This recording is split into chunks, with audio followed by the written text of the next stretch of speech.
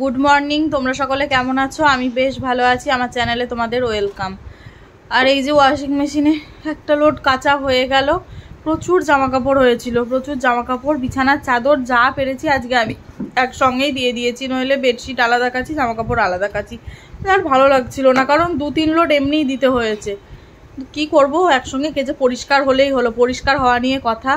আর আজকে ঘর দুয়ারও একটু ঝাড়াঝুড়ি করেছি, মানে এটা ওটা একটু সরিয়ে নড়িয়ে ঝাড়াঝুড়ি করেছি। এই যে টি টেবিলটা সরিয়েছি, টি টেবিলের যে কভারটা ছিল ওটাও কাচতে দিয়েছি। সবই একটু নড়ানো সরানো আছে, একটু অগোছালো হয়ে আছে। আজকে গোছাবো বলেই অগোছালো হয়ে আছে। এদিকে মাছের জলটাও আমি চেঞ্জ করে নিয়েছি, আর এইদিকে আমি রাহির ঘরের চাদরটা পেতে নিচ্ছি।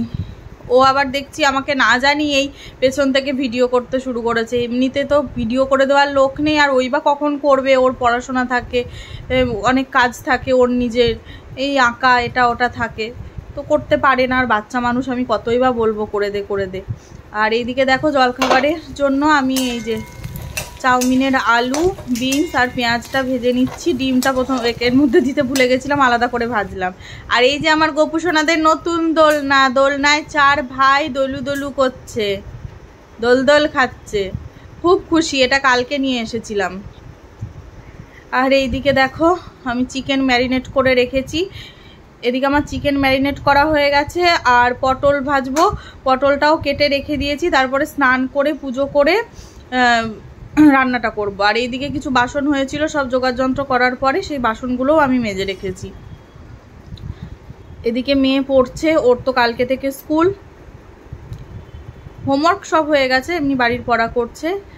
এই যে আমি স্নান করে চলে এসেছি, স্নান করে বেরিয়েই মুখটা একদম ঘেমে যায়।